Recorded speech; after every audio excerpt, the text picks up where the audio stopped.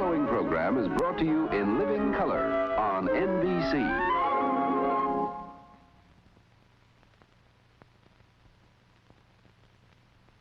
See you tonight. Be good.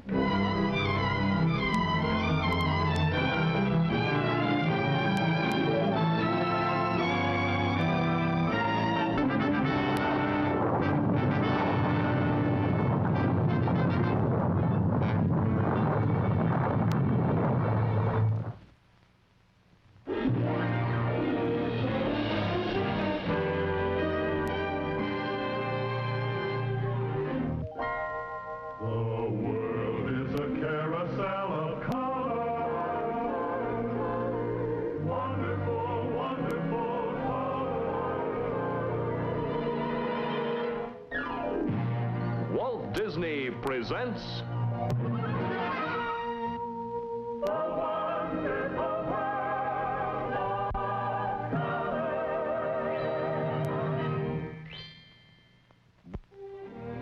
From Walt Disney's Wonderful World of Color, Fantasy on Skis.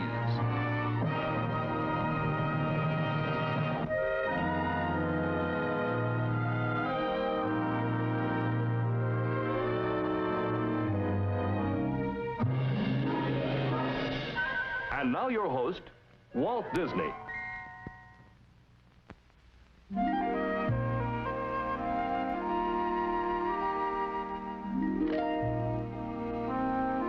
you like some coffee, Mr. Disney? Yes, thanks, black. Okay. You know, there are millions of human snowbirds who get the urge to ski and flock to the higher altitudes at the first sign of a snowfall.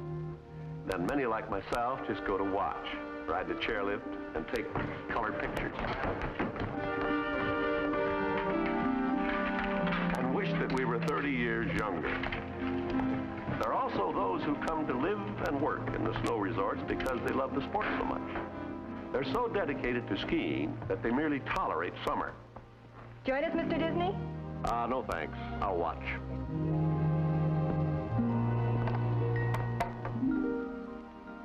Hey, hold it, fellas. Thanks. Gee, he looks familiar. That's Walt, stupid. Come on. As for the youngsters, it's only a short jump from the playpen to the ski slope. Hey, wait for me! As soon as they learn to walk, they're on skis. These youngsters are the champions of the future, and this is their story. It takes place in Aspen, Colorado, and the parts are played by the townspeople themselves. The butcher, the doctor, the innkeeper, all expert skiers. It was through their efforts this story was made possible. These are the Alps of America, which reach up to heights of over 2 miles. Once they were something to be bypassed and avoided when the heavy snows came. Today, they are winter playgrounds for thousands of skiers.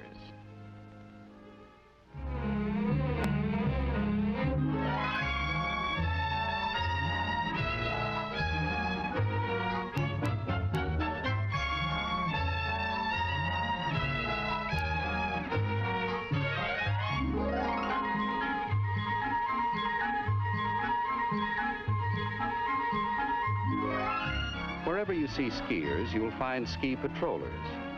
They continually check the ski runs for safety and give first aid in case of an accident. And they're always on the lookout for dangerous avalanche conditions.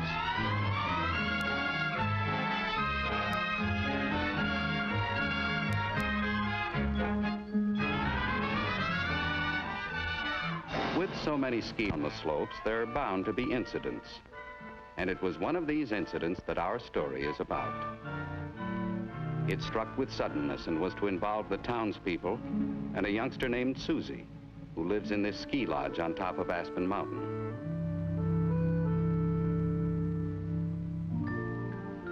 All of the skiers who visit here know Susie and her closest friend, Bruno. 150 pounds of pure St. Bernard. Susie thinks skiing, lives skiing, and dreams skiing. The biggest event in her future is the coming ski festival, in which the whole community participates. To win the children's race is the most important thing in her life.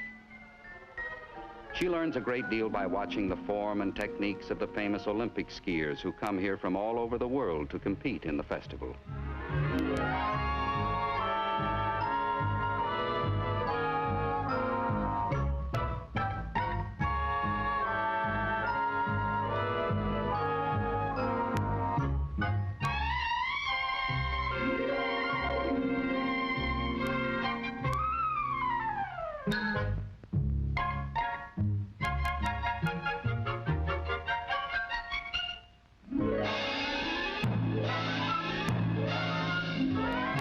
These champions are Susie's heroes, and like any youngster, she imitates their style, and they go out of their way to give her pointers.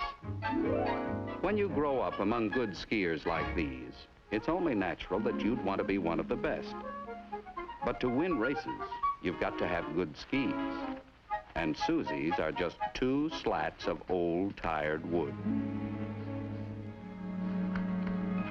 When you're saving for something special, like new racing skis, you put your money in a good, solid bank.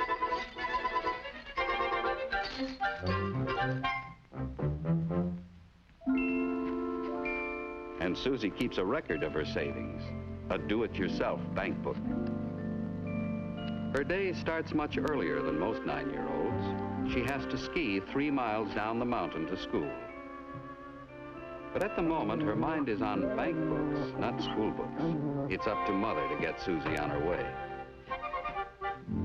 You'd better hurry or you'll be late for school. And here are your books, honey.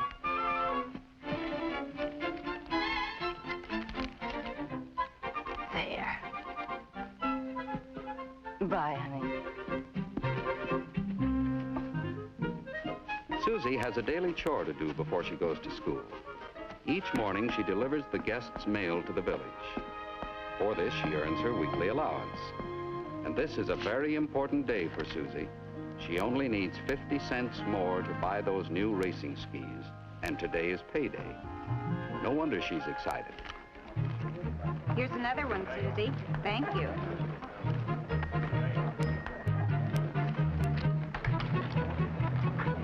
Come on, Bruno.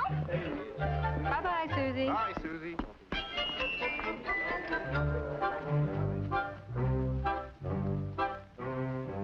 The only way to keep a persistent, irresistible force like Bruno from following you to school is to tie him to an immovable object. It takes a big rope for a St. Bernard. See you tonight, Bruno. Be a good boy.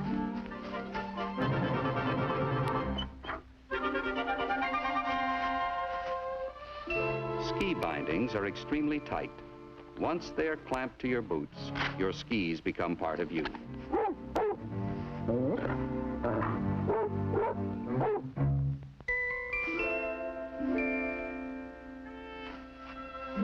Bye, Bruno.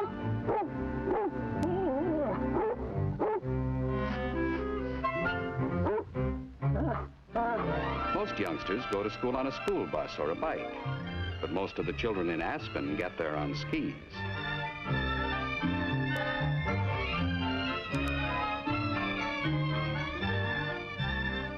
It's a long 3 miles to school, but Susie loves every foot of it. She has friends along the way. This is Frisky.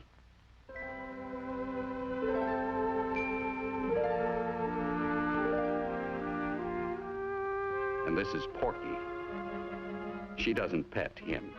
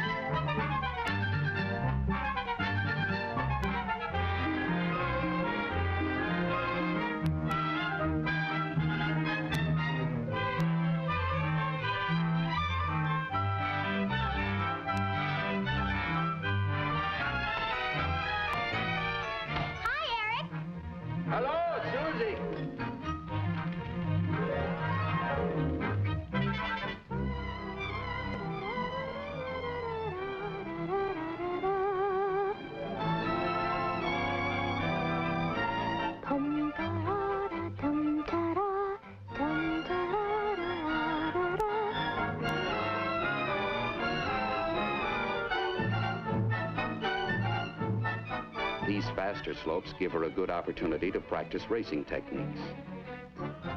Over the big bumps and sudden dips, she improves her timing of tight turns. A good racer must be able to ski on all types of terrain, or, whoops, you might lose your balance and your hat.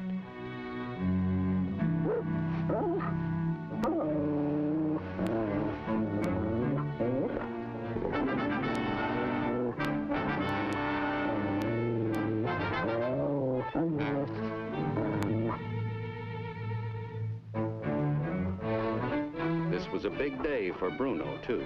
It wasn't often that he could follow Susie to school.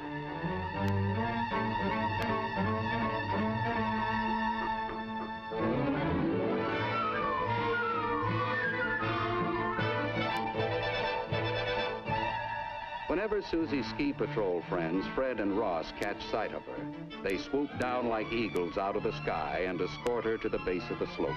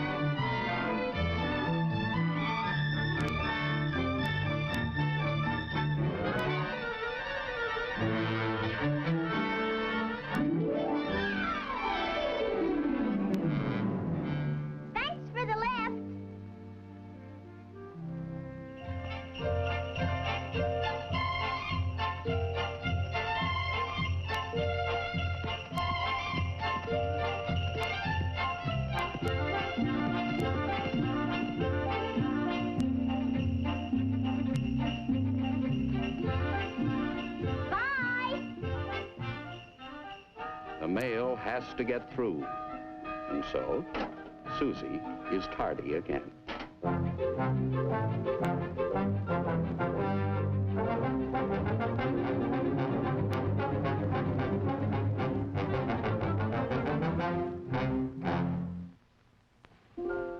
Heavy ski boots are not made for tiptoeing.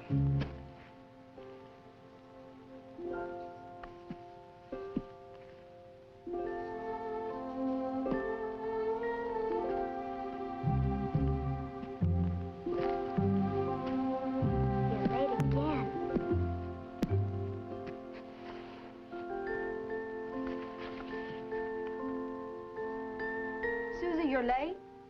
See that it doesn't happen again. Now please turn to page 65 and catch up with the rest of the class.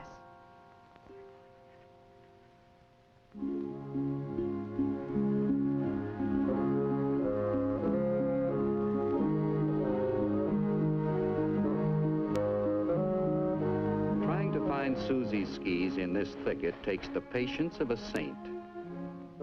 A Saint Bernard, that is, with a keen sense of smell.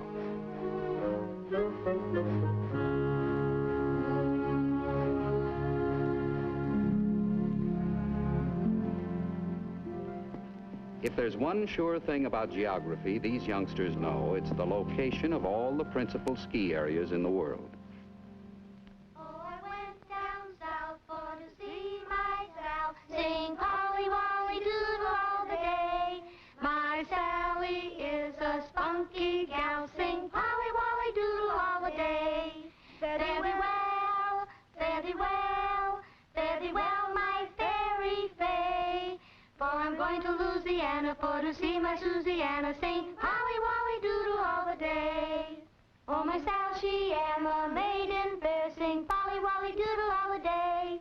With curly eyes and laughing hair, sing Polly Wolly Doodle all day. Farewell, farewell, fare thee well, my fairy fay. For I'm going to Louisiana for to see my Susiana, sing Polly Wolly Doodle all the day. Class dismissed now.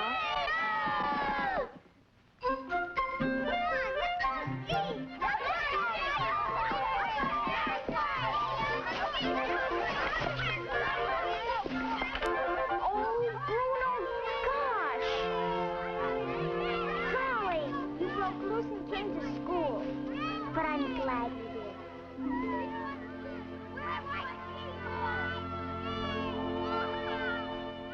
Every day after school, Susie paid a visit to a certain store on Main Street. She wanted to make sure that a very special pair of racing skis was still on sale. Oh, boy, they're still here. And then something happened. No! That was just too close for comfort.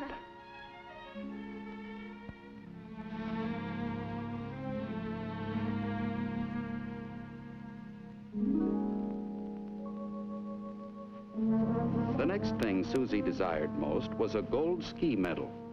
But so does every other youngster in the village. This will have to be won.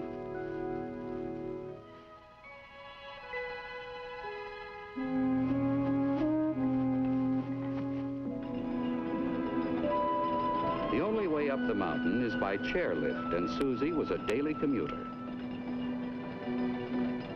It's not as fast as a school bus, but it's a lot more fun. And there's nothing like having a big, shaggy fur coat next to you.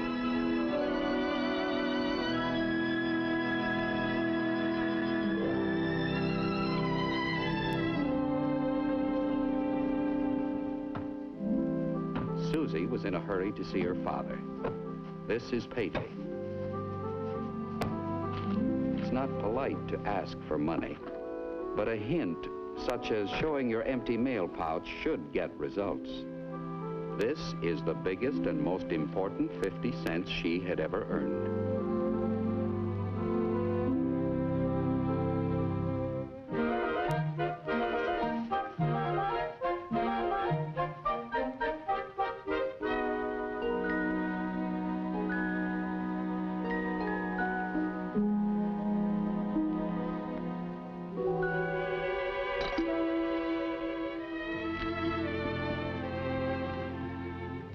When you're the only youngster who lives on the mountain, you've got to have someone to talk to. So Susie told her dolls all about the new skis.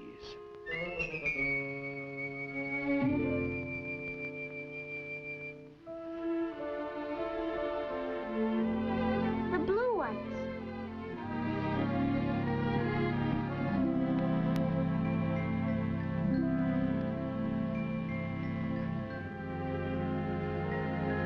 When you're in a hurry, this is the best way to open a bank.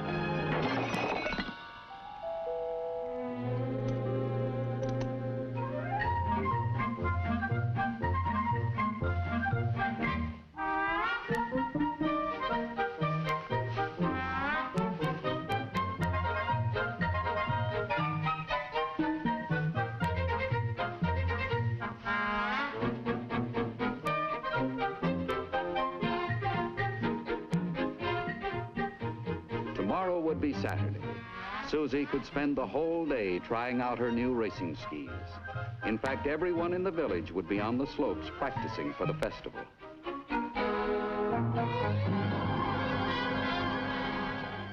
Fresh snow is always welcomed by skiers, but sometimes it can come too fast and too heavy. If the storm continues, the ski patrol would have to close down the mountain, and there would be no skiing in the morning. But there's no point in worrying about tomorrow until it comes. The blizzard outside had one good feature, for Bruno, that is. He was permitted to stay in Susie's room for the night. Meow. And that was fun for both of them. Meow. Meow.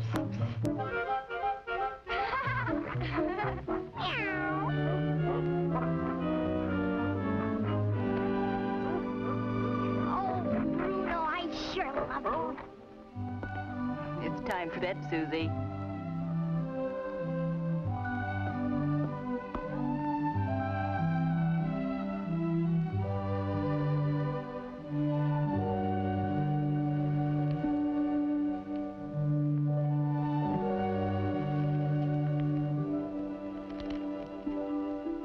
Before lights out, there's the usual bedtime story.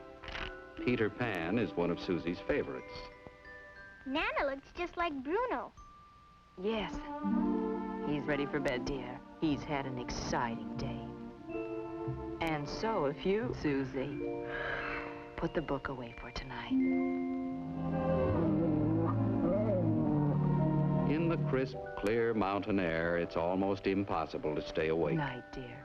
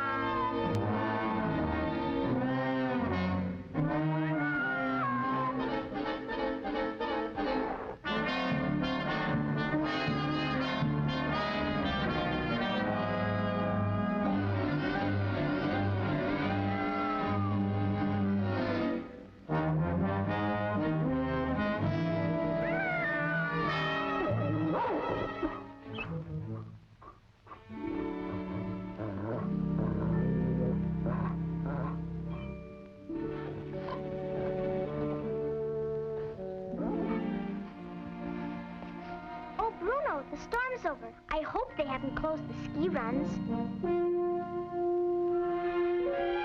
Ski patrols were out early checking the runs.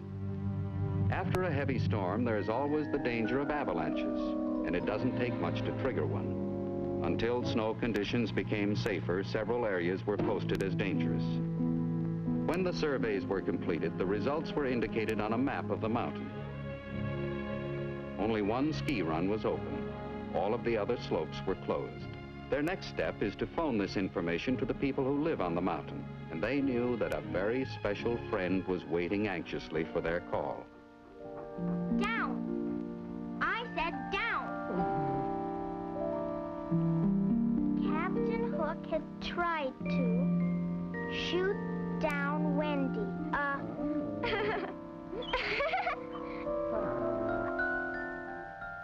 The pirates laughed when he missed. But the captain said, so...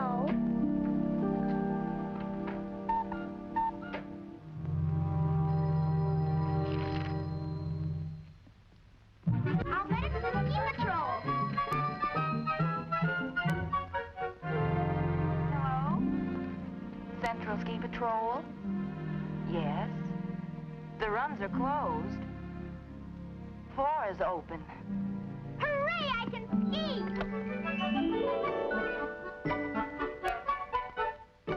To get to the safe, unposted slope, Susie had to go quite a distance. In the deep, fresh snow, it was a good opportunity to get the feel of her new skis.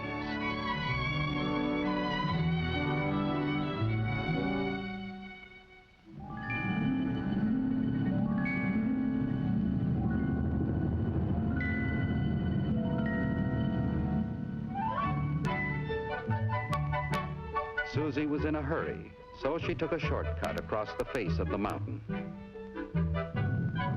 The big ones start out quietly without a sign of warning, and before you know it, you're in big trouble. And if your skis are anchored in the snow, you just can't get out.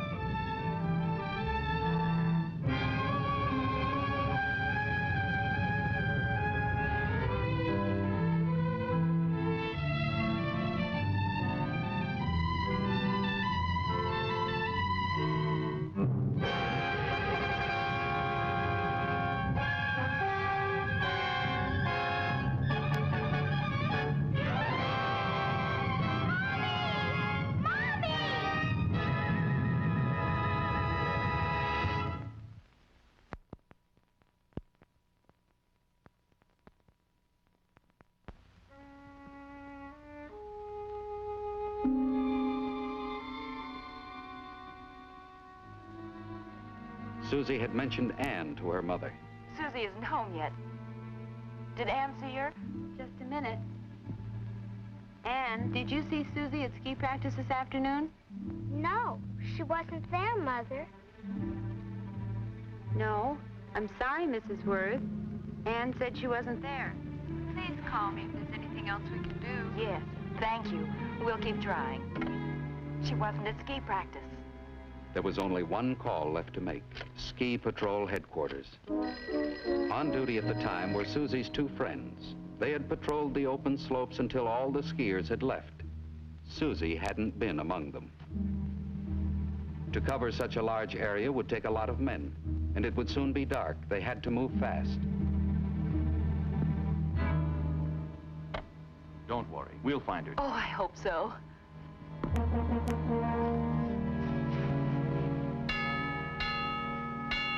The townspeople drop everything when they hear this bell. Doc, listen.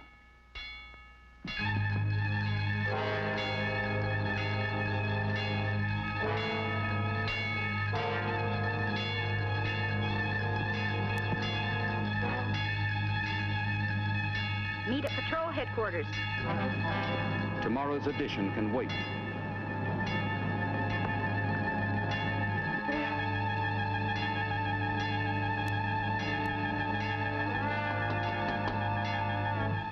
Local calls are cut off, and the operator recruits more volunteers.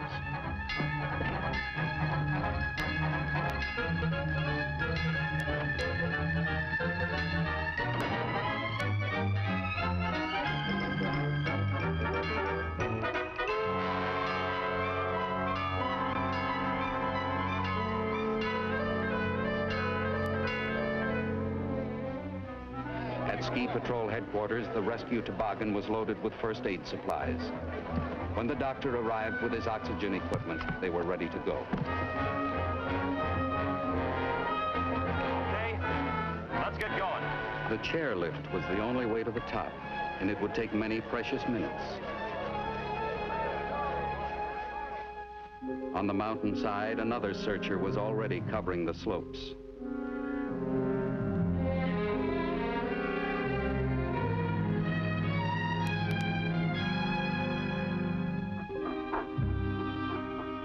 Only a St. Bernard like Bruno could follow a scent in the snow.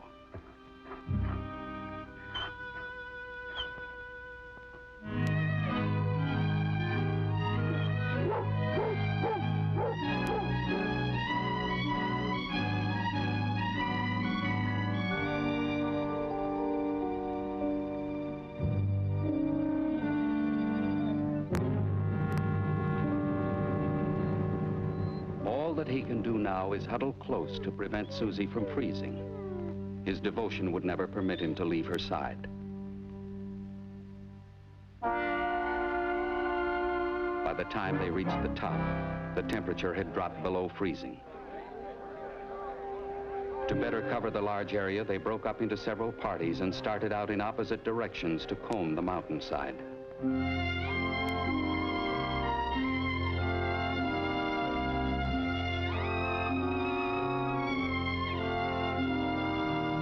Their supply of flares would give them only a couple of hours' light.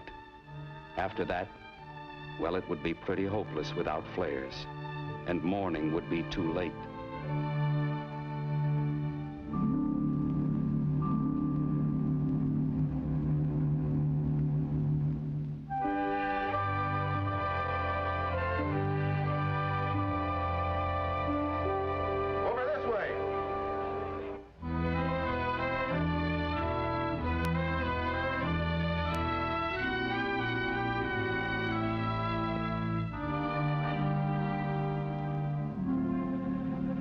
Susie! Susie! Oh, Susie!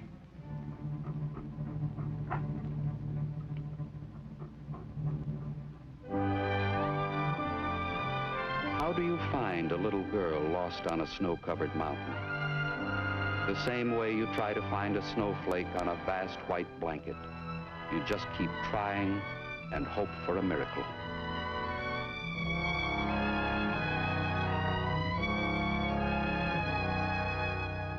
Here was their first break. At one of the warning signs, pushed over by a small snowslide, they found some evidence of ski tracks.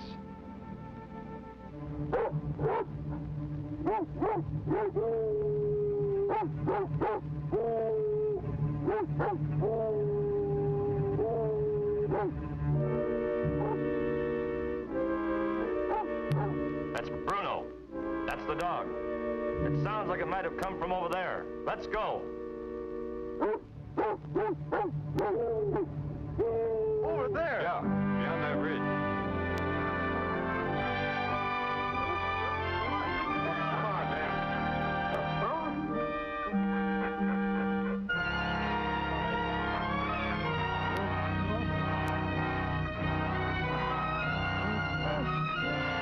Take it easy, Susie. We're here. You all right? Get the blankets ready. Yeah, light some more flares. Ernie, hand me that shovel. Hurry with that toboggan. Come on, let's hurry. Hi, honey. It's Daddy. You all right? Just awful cold. Bring the toboggan closer. Over here, Bill. Good boy, Bruno. Here's Doc. Give him room. Bring the toboggan closer. Unroll those blankets. Take it easy, Susie.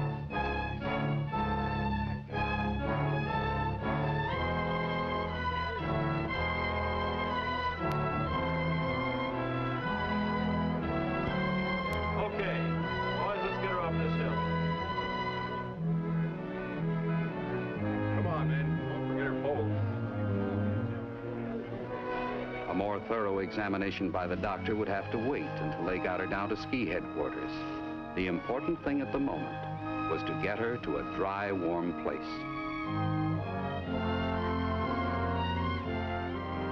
In true St. Bernard tradition, Bruno would not leave Susie's side.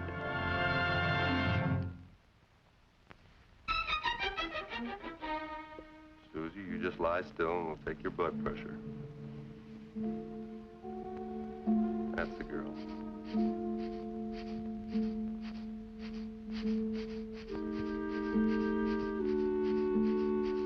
I'm almost through, Susie.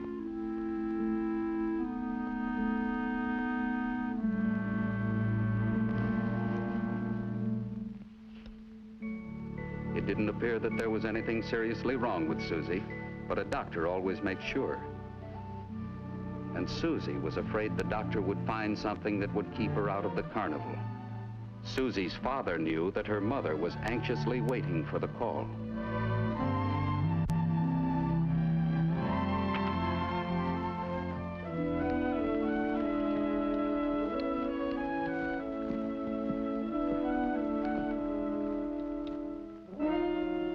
My pole sure was bent.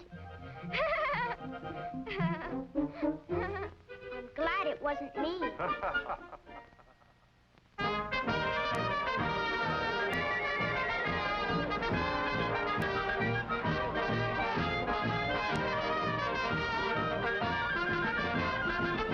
To the townspeople of Aspen, this is the biggest event of the year.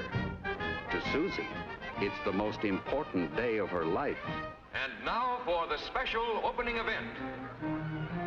The ski instructors exhibition team. As most of you know, some of these men are former Olympic champions, and they represent many countries. Norway, Austria, Switzerland, Sweden. There are a couple of our local boys on this team, too.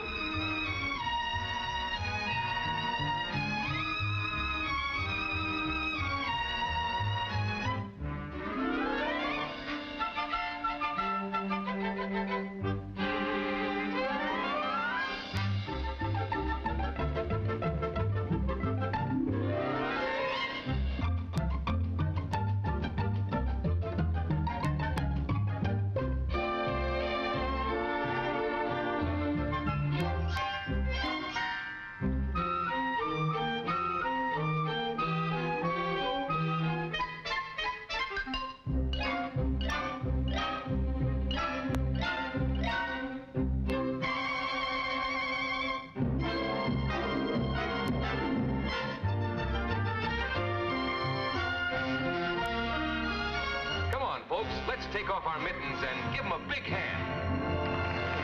And now for some south of the border skiing. These snowbound cha-cha-cha dancers are Carl and Pierre.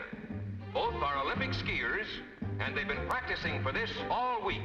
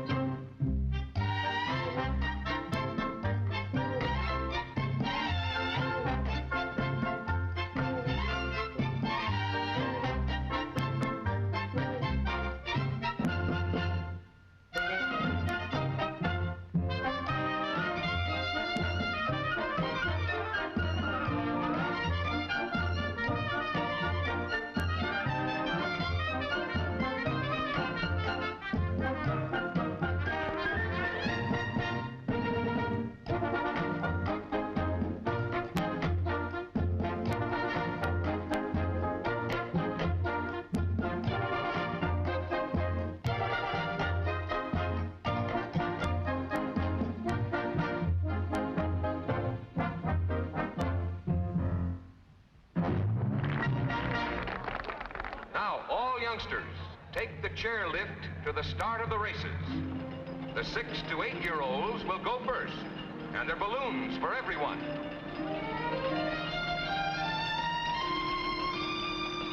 Everyone, be sure and get your numbers from the official starter.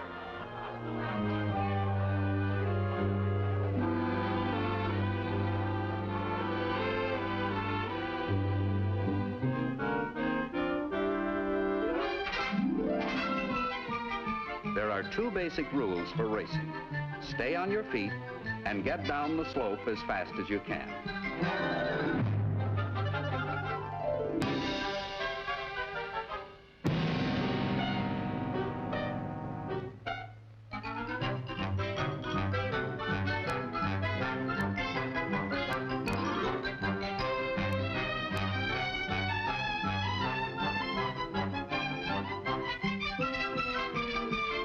Correct form and skiing technique is forgotten here.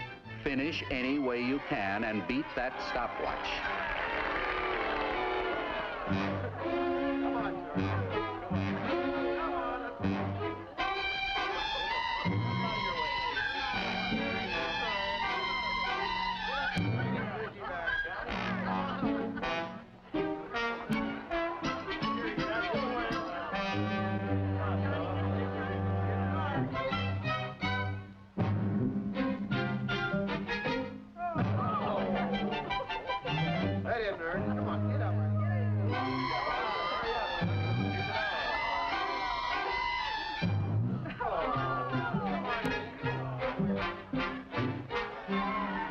At the finish line, the time of each contestant is recorded on a scoreboard. No one will know who wins until everyone is finished. Only one thing is certain. There's going to be a tie for last place. Advanced juniors, next at the starting line. These are the ones Susie will have to beat.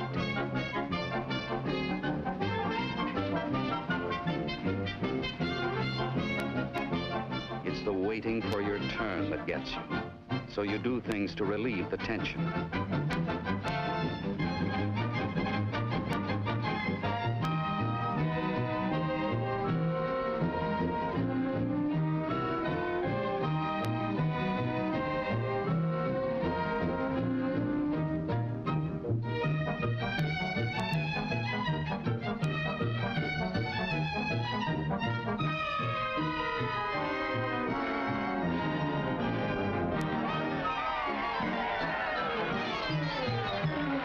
Future Olympic material here today. 57 1/2 seconds. That'll be hard to beat. Susie's best practice time was 62.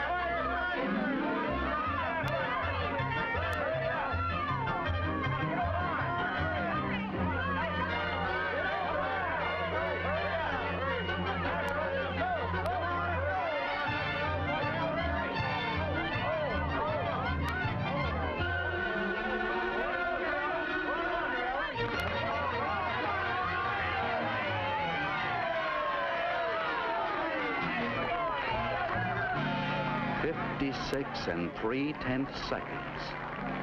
Susie had done it. She would receive her award when the adult races were over.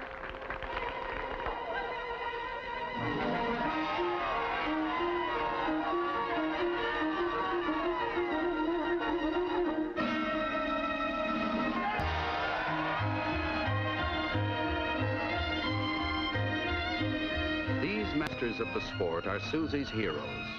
It's the hope of any youngster who skis to someday be as good as this. They are the finest competitive skiers in the world. Some are former Olympic champions. Many have their names in the international racing records, and they are all racing against time.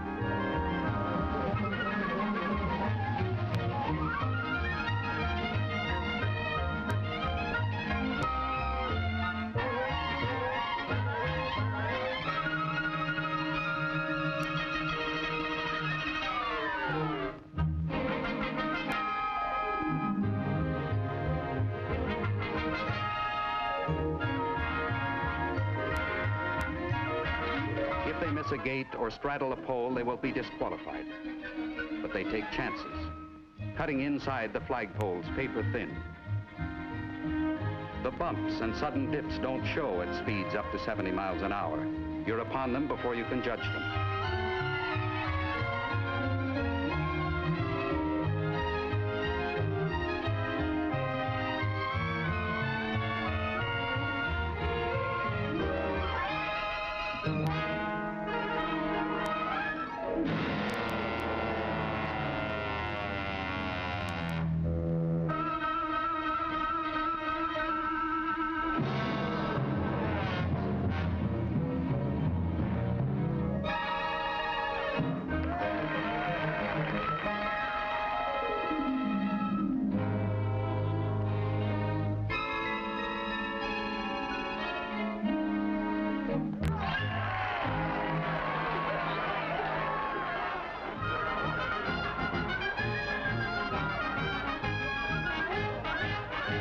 And then comes the biggest thrill of all, especially for the winners.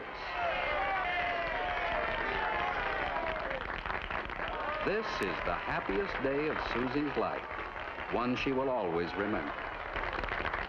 For how can you forget winning your first big competition and standing beside the adult champions?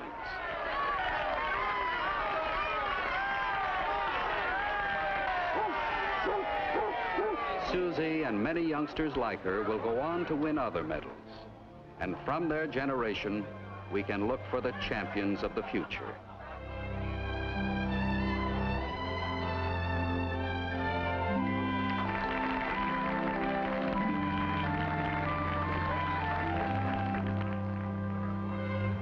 And then Susie remembered Bruno.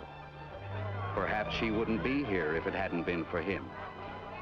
Anyway, you're supposed to share things with your best friend.